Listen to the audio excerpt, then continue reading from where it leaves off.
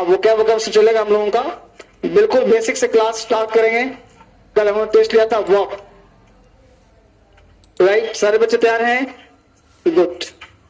तो वर्ब क्यों पढ़ा जाए, उसकी क्या जरूरत है, क्या आवश्यकता है, कहां से स्टार्ट करें, कहां लास्ट करें, और कैसे पढ़ना चाहिए, क्या सोचना चाहिए उस पर, वर्ब होता क्या है ना, हर चीज में चर्चा करेंगे।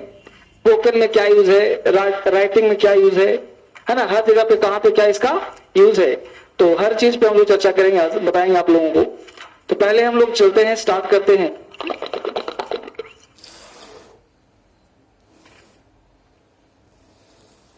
राइट? आज शाम से 5 बजे स्पोकन का बैच स्टार्ट होने जा रहा है। आपका क्या होता है? हाँ? मैं 2-3 दिन रहूंगा।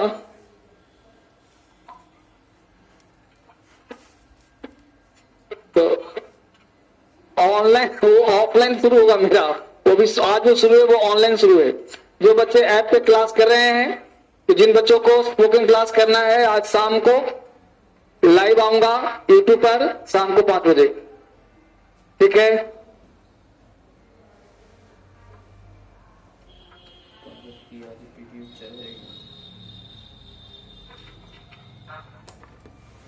वाह, चलिए, तो इसको ध्यान रखिएगा। तो जो बच्चे स्पोकन पे, जो अभी आप ऑनलाइन देख पा रहे हैं, जिनको जरा सा भी इंग्लिश बोलने की इच्छा कर रही है, तो वो शाम को 5 बजे लाइव आएंगे। और एक राज की बात बताऊं, उस स्पोकन की फीस है 1899, लेकिन ये फीस आज भर 999 है। आज भर फीस से बढ़ जाएगा, तो आप सबों के पास मौका इस क्लास को ले लेना, जिनको करने की इच्छा होगी वो। ठीक है? सूचना समाप्त।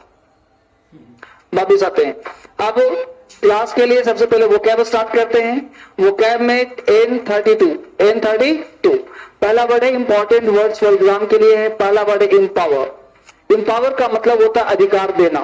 पावर, इम्पावर, पावर में पावर वर्ड नाउन जैसा काम करता है, इम लगा देते हैं तो वर्ब बन जाता है। तो इम्पावर का मतलब होता है पावर देना, अधिकार देना, क्षमता देना, तो उनको इम्पावर ऑथराइज करना, इनेबल करना, तो इम्पावर कहते हैं। राइट? सेकंड वर्ड है इनवायबल। इम्पावर को याद कैसे करें सर? इम्पावर, जिसमें तो पावर में आएंगे, ये पावर में आएंगे तो अधिकार दे देंगे। जैसे ये मोदी जी, योगी जी पावर में फिर से आ गए, तो फिर से बुलडोजर चलना शुरू हो गया, तो पावर पावर, तो क्या हुआ? अधिकार, ऑथराइज इनेबल हो गया।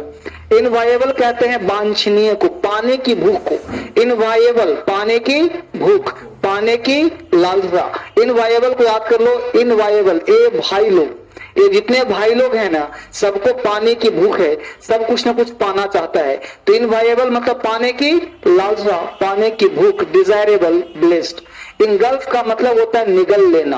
इंगल्फ का मतलब चूस लेना। इंगल्फ मतलब घिर जाना। इंगल्फ को याद कर लो, इंगल्फ, इनकी गर्लफ्रेंड इनको निगल लिया, इनकी गर्लफ्रेंड इनको निगल गया। क्लाउड का मतलब होता है घूसा मारना। क्लाउड का मतलब घूसा मारना। Clout out, clout out, clout घूसा मारना, हिट करना, पंच करना, तो क्लाउड घूसा मारना, तो क्लाउड आउट, घूसा मार के आउट हो गया। कॉन्फ्रंट का मतलब होता है मुकाबला करना। कॉन्फ्रंट को याद कर लो, कॉन फ्रंट, फ्रंट मतलब सामने, यानी घूसा कहां मारता है? फ्रंट में आकर के। तो कन्फ्रंट मतलब मुकाबला करना, तो मुकाबला होता है फ्रंट में आकर के। तो कन्फ्रंट मुकाबला करना, फ्रंट में आकर मुकाबला कर रहा है। नेक्स्ट वर्ड है हम लोग का, वो है होमली। होमली का मतलब होता है साधारण। होमली का मतलब साधारण, ऑर्डिनरी टाइप का। तो होमली को याद कर लो, होम ली, होम लिया। होम कैसा सा लिया? सरल होम लिया, यानी होमली, होम लिया, सरल सा। इंट्रिग का मतलब होता है षड्यंत्र करना, चाल कर चलना। Intrigue, intrigue, intrigue, intrigue, integrate, यानी इंट्रिग कर रहा है, इंट्रीगेट पर ही षड्यंत्र हो रहा है। जितना भी सवाल एग्जाम देना है तो इंट्रीगेट पर ही पैसा ले लेगा आपसे। तो इंट्रिग मतलब षड्यंत्र करना। प्रोफ्यूज का मतलब होता है प्रचुर मात्रा में, प्रोफ्यूज प्रचुर मात्रा में, ज्यादा मात्रा में। प्रोफ्यूज क्या आपके लोग परफ्यूम, हम लोग परफ्यूम करके ज्यादा मात्रा में लगा लेते हैं, यहाँ भी, यहाँ भी, यहाँ भी, यहाँ भी, है ना। तो प्रोफ्यूज मतलब प्रचुर मात्रा में। इंटरस्टेट कहते हैं अंतर प्रदेशीय को, इंटरस्टेट को, इंटरस्टेट अंतरराष्ट्रीय सुना होगा, इंटरस्टेट बस चलता है नहीं, अंतरराज्यीय बस, है ना। इंट्रिकेट का मतलब जटिल, कॉम्प्लिकेटेड को इंट्रिकेट कहते हैं। इंट्रिकेटेड है मतलब जटिल है, बहुत ही कॉम्प्लिकेटेड है। बोलो मेरे साथ मिलकर सारे बच्चे, एम्पावर, एम्पावर अधिकार देना, एम्पावर अधिकार देना। इनवायबल वांछनीय, इनवायबल पानी की भूख, इनवायबल पानी की लालसा। इंगल्फ, इंगल्फ निगल लेना, इंगल्फ चूस लेना, इंगल्फ ऑब्जर्व करना। प्लाउट घुसा मारना, प्लाउट, प्लाउट मुक्का मारना। कन्फ्रंट मुकाबला करना, कन्फ्रंट मुकाबला करना। होमली साधारण सा, होमली होमलिया साधारण सा। इंट्रिग षड्यंत्र करना, इंट्रिग चाल चलना, इंट्रिग षड्यंत्र करना।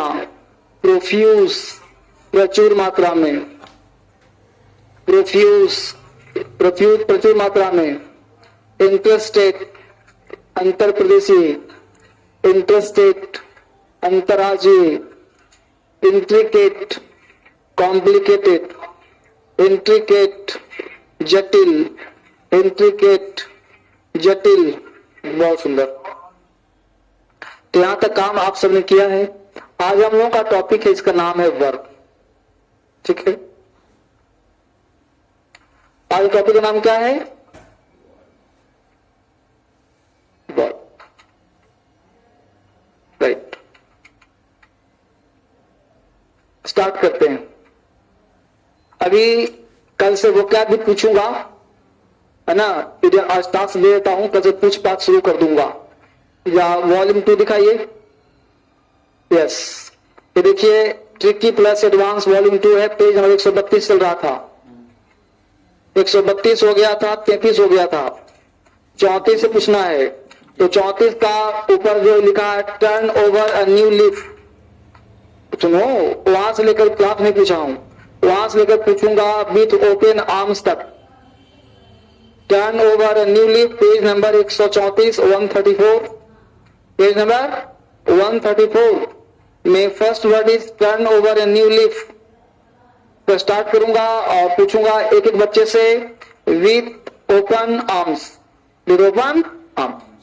ऑलरेडी कल पूछा जाएगा, एक एक बच्चे से खड़ा करके। ये नहीं पूछा जाएगा कि आप क्या नहीं पढ़ा, नहीं पढ़ा, कल खड़ा करवा दूंगा। ठीक है, तो यहां तक ठीक है, ये टास्क ये रहा। उसके बाद पीछे से जो 133, 34, 132, 33 है वो धीरे धीरे पूछूंगा, मतलब पूछता रहूंगा, उसी बीच चाप दूंगा। ठीक है ना, तो सारे तैयार रखना उसको। उसके बाद वो कैब जो याद करवा रहा हूं वो भी दीदी साथ। आज कितना था? 132 था, 32, N32।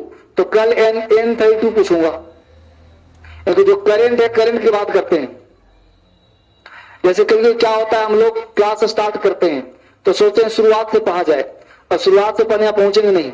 इस तत्काल को शुरू कर दो, पीछे वाले को धीरे धीरे पढ़ते रहो। तो कल N32 और पेज नंबर 134, ये 2 टास्क सबको याद रहेगा। जो जो बच्चा नया आता रहेगा उसको टास्क बताते रहना, नहीं तो कल कहेगा हम लेट से आए थे सर, है कि नहीं। पेज नंबर 134 और N32, ये 2 टास्क है, होम टास्क। चलिए वर्ब की बात करें। वर्ब क्या है जानते हैं बेसिक से। सबसे पहले क्वेश्चन ये होता है कि सर वर्ब क्यों पढ़ रहे हैं, वर्ब क्यों पढ़ रहे।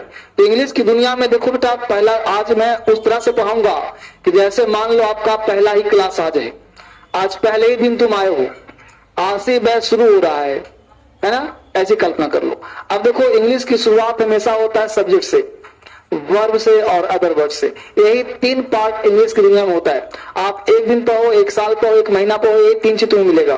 तो अब तक जितना तुमने पढ़ा, या तो वो सब्जेक्ट होगा या तो वो अदर वर्ड होगा।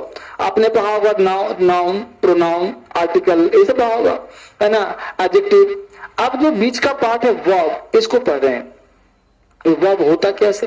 तो वर्ब हम लोग देखो, दुनिया का ऐसा कोई सेंटेंस जो बिना सब्जेक्ट का हो सकता है, लेकिन बिना वर्ब का कोई सेंटेंस होता ही नहीं। बिना वर्ब का सेंटेंस होता ही नहीं। अगर वर्ब अकेला है तो सेंटेंस का निर्माण कर देगा। अगर वर्ब अकेला है तो सेंटेंस का निर्माण कर देगा, लेकिन सब्जेक्ट से वर्ब नहीं बनता। तो सॉरी, सब्जेक्ट से सेंटेंस नहीं बनता। सेंटेंस बनने के लिए वर्ब का होना अति आवश्यक है। ठीक है, इसलिए वर्ब पढ़ो या न पढ़ो, जानो या न जानो, अनजाने में आपको वर्ब पता है। नहीं समझ पाए आप? जैसे सांस खींचते हो, आप चाहो या ना चाहो सांस अपने आप खींचा जाता है। इस पर ध्यान देते हो? यस, कोई ध्यान नहीं देता। यहां ध्यान देता तब तो मोक्ष मिल गया होता। तो श्वास का मतलब होता है प्राण, और जो व्यक्ति प्राण के बारे में जानता हो उसे मोक्ष मिल जाती है। समझ गया? नहीं बोलता, जितना मेडिटेशन करवाता सब क्या कहता, सांस पर ध्यान दो, जबकि पता है कि हर सेकंड में आ रहा है ये, क्योंकि ध्यान नहीं जाता। हाँ? तो दिल धड़कता है। अरे जो सांस ले रहे हो ना नाक के द्वारा, ये सांस की बात कर रहा हूं, बस समझ आपको। ये जो श्वास ले रहे हो यही तो प्राण तुम्हारा है। ये रुक गया तो मृत्यु। तो जिस प्रकार तुम्हारा श्वास है उसी प्रकार तुम्हारा वर्ब है। यानी जिस प्रकार सेंटेंस इंग्लिश बोलने के लिए मनुष्य को जिंदा रहने के लिए श्वास चाहिए, उस तरह इंग्लिश को जिंदा रखने के लिए, इंग्लिश को सीखने के लिए, इंग्लिश को पढ़ने के लिए क्या चाहिए? वर्ब चाहिए। इसके बिना इंग्लिश ही नहीं है। तो प्रश्न उठता है कि है क्या चीज, दिखता कैसा है? तो एक्चुअली है क्या चीज जानो कि ये बेसिकली आपके एक्शन को शो करता है। एक्चुअली है क्या? आपके एक्शन है। आप जो भी काम अनजाने या अनजाने में करते हो उसी को वर्ब कहते हैं। आपको जानकारी हो चाहे न हो, सांस ले रहे हो वही वर्ब है, आप देख रहे हो वही वर्ब है, मैं लिख रहा हूं यही वर्ब है। इन दुनिया का हर एक्शन क्या होगा? वर्ब। क्या आपको पता हो इसके बारे में? पता? आप वर्ब बोल रहे हो, अंग्रेजी बोल रहे हो तो वर्ब बोल रहे हो। आपने बोला राम गोज टू मार्केट, आपको पता हो चाहे ना, आपने वर्ब बोल दिया, है ना। You are sitting here, I am standing here, मैं कुछ ही बोलूं वर्ब सब में आ रहा है। अब उसी को पढ़ रहे हैं कि आ कैसे रहा है, उसी को आज पढ़ना है। तो कितने प्रकार का होता है, क्लियर? तो वर्ब का मतलब क्या होता है वो समझना। जैसे क्या होता है कि मैं कहूं कि मैं चल रहा हूं, तो बोलो मेरा चलना देख रहे हो तुम लोग? हाँ, देख रहे हो? नहीं देख रहे हो तो क्या देख रहे हो फिर? आप लेग्स देख रहे हो, चलना नहीं देखो। तो चलना है क्या चीज? चलना एक स्टाइल है, चलना एक एक्शन है। यानी आपके एक्शन को, आपके स्टाइल को ही वर्ब कहते हैं।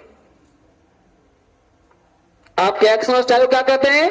वर्ब कहते हैं। और वही एक्शन और स्टाइल एब्स्ट्रैक्ट नाउन भी हो जाता है। कौन सा नाउन? एब्स्ट्रैक्ट नाउन भी हो जाता है।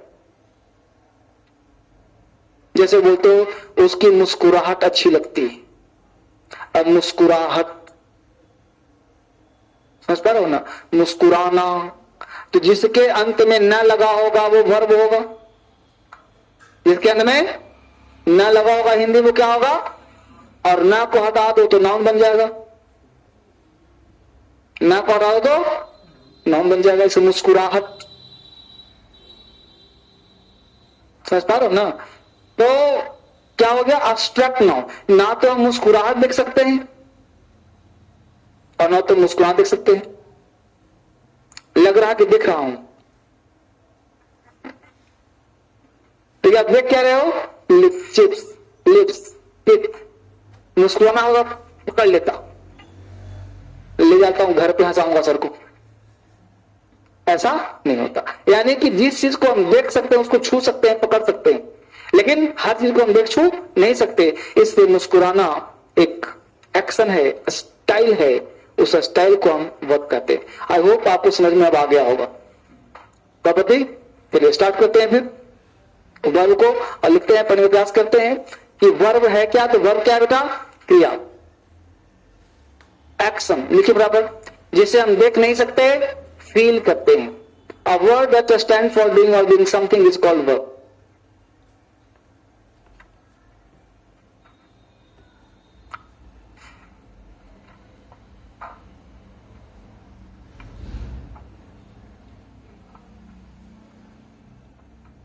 एक्शन जिसे हम देख नहीं सकते, फील करते हैं। यानी आप जिसको देख नहीं सकते, अंदर से महसूस करते हो, उसे ही हम वर्ब कहते हैं। Word that stands for doing और being something is called verb. A work was done, the boys are making a noise, he goes to Delhi. यहाँ पे जितने वर्ड है वो सारे आप देख पा रहे हो। हेडिंग आपने वर्ब बनाई दिया होगा, क्रिया।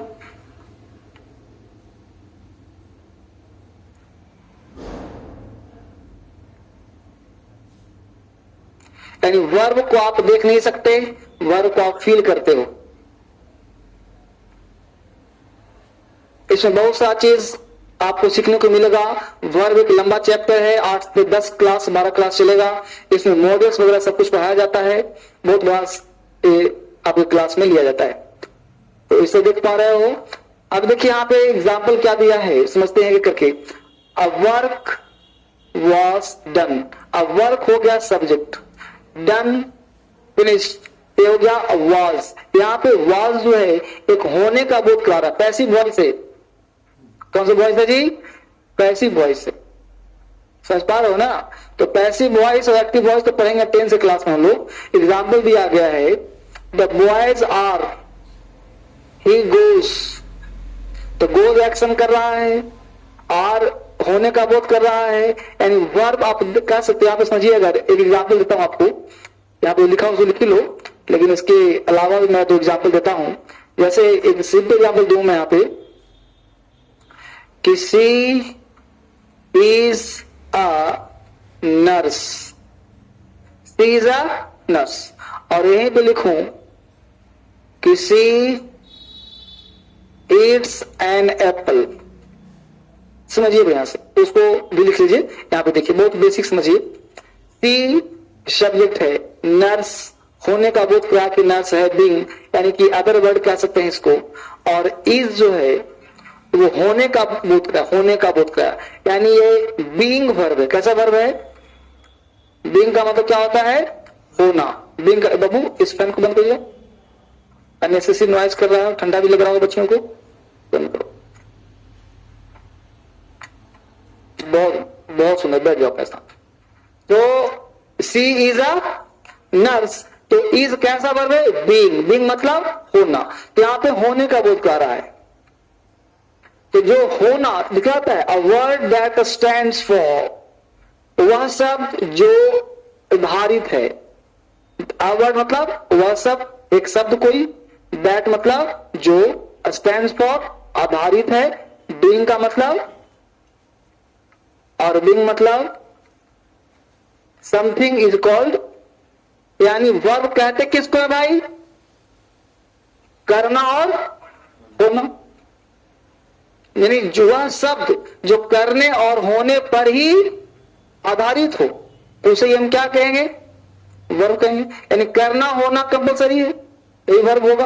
अब देखिए, सी इज अ नर्स, होना हो रहा है। सी सब्जेक्ट, इट्स क्या है? An apple object. एक कुछ काम किया ना, क्या काम किया? खाने का। यानी इट्स करना कब हुआ? तो खाने का। तो खाना एक्शन है ना, कैसा एक्शन है? करने वाला एक्शन है ना। जैसे मैं लिख रहा हूं तो कुछ न कुछ काम कर रहा हूं, तो काम हो रहा है कि काम कर रहा हूं? होना तब होगा, यू आर ए स्टूडेंट। यहां पे तुम हो, होने हो रहा है। आई एम अ टीचर, मैं टीचर हो रहा हूं, है ना। लेकिन आई एम टीचिंग, काम कर रहा हूं। तो करना डूइंग, होना बीइंग। समझ में आया? तो यानी कि बीइंग वाला जो होता है वो is am are was were do does तब नहीं होता, इज एम आर वाज बस। और करने वाला दुनिया का सारा वर्ब है, इसलिए वर्ब को दो भाग बांटा गया, एक करने वाला, दूसरा होने वाला। जो होने वाला होगा उसे कहते हैं ऑक्सिलरी वर्ब, और जो करने वाला होगा उसे कहेंगे मेन वर्ब। यहां तो लिखा पड़े कि नहीं लिखा? वो लिख लीजिए, मैं लिख बताता हूं। बहुत दुनिया बड़ा है, अभी क्लास शुरू कहां हुआ है, एक एक पार्ट बड़े आराम से पढ़ाऊंगा। अभी एक बार फिर से मॉडिफाई कर रहा हूं इंग्लिश को, और अलग अल्टीमेट तरीके से। ना इतने में तुम लोग पास कर जाओगे, इतने में एग्जाम तुम लोग पास कर जाएगा। इंग्लिश के नहीं सोचना, इससे बाहर नहीं होगा। बस ये समझ बन जाए, आपकी इंग्लिश में एग्जाम पास करने के लिए क्या चाहिए? आपकी अंडरस्टैंडिंग बिल्कुल शार्प हो। ताकि पता, बहुत बच्चों को ही पता नहीं वर्ब क्या होता है, वर्ब नाउन में कैसे अंतर करेंगे। मैं आज 10 मिनट लेक्चर वही दे रहा हूं, ठीक है ना। खत्म करना कोर्स चुटकियों में हो जाएगा, लेकिन समझ के साथ खत्म करना। देखो, हमने वर्ब को दो भाग में बांट दिया, देखो आराम से सुंदर लिखा हुआ है। वर्ब को हमने दो भाग में बांट दिया, दिख रहा है सबको? मेन वर्ब और ऑक्सिलरी वर्ब, मेन वर्ब और ऑक्सिलरी वर्ब। क्लियर हुआ? मेन वर्ब का मतलब हो गया बेटा डूअर, करने वाला। क्या हो इसका मतलब? डूइंग। डूइंग मतलब करने वाला। और ऑक्सिलरी का मतलब हुआ बीइंग, बीइंग मतलब होने वाला। अब हमने जो मेन वर्ब है वो एंडलेस है, मतलब इसकी संख्या असीमित है। पूरा डिक्शनरी में अगर जितना वर्ब होगा उसके अलावा बहुत सारे वर्ब, सबको मेन वर्ब कहते हैं। और जो ऑक्सिलरी है ये लिमिट है, यानी मात्र कितना? 24। अब बोलो, अगर तुमने 24 याद कर लिया तो बाकी सब बचा वो। एक राज की बात बताऊं, एक 24 भी मेन वर्ब का काम कर जाता है। एक 24 मेन वर्ब काम समटाइम्स कर जाता है, तो कहां कैसे करता है तो अपने बात को, यानी कि मेन वर्ब का एरिया बहुत बड़ा है, तो इसमें घुस जाता है। बस मेरा बात को ना, इसलिए फिलहाल इतना रखिए कि 24 को क्या बोलेंगे हम? अब इसको शॉर्ट में बोलेंगे ए भी, शॉर्ट में क्या बोलेंगे? और इसको शॉर्ट में क्या बोलेंगे? एम भी। यहां तक उतारा, फिर से बात करता हूं। यानी इंग्लिश में दो तरह का वर्ब हुआ, मेन वर्ब और ऑक्सिलरी वर्ब। कोई पूछे तो बोलना है मेन वर्ब और ऑक्सिलरी वर्ब। तुम इसको बंद किया, एक बार खींचना तो तुम 2 बार खींच दिया। धीरे धीरे करना था, फिर खींचो।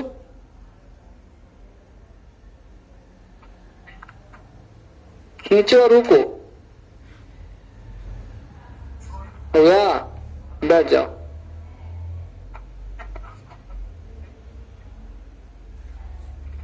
ठीक है, तो मेन वर्ब और ऑक्सिलरी वर्ब। तो मेन वर्ब एम भी डूइंग कहते हैं उसे, ऑक्सिलरी वर्ब बीइंग। 24, तो 24 याद करना क्या है? बहुत आसान है। ऊपर को थोड़ा सा, एबी का short form auxiliary verb, main verb का शॉर्ट फॉर्म एमबी। एमबी और एबी का समझ में आ जाना चाहिए, ठीक है बेटा? बस पढ़ते रहो, यहां से बढ़िया वर्ब नहीं, वर्ब पढ़ लिया इंग्लिश आधा कंप्लीट। अब जितने भी चैप्टर्स बचे हैं सारे धाकड़ बचे हैं। अब मेरा तो सारा चैप्टर ही महत्वपूर्ण है।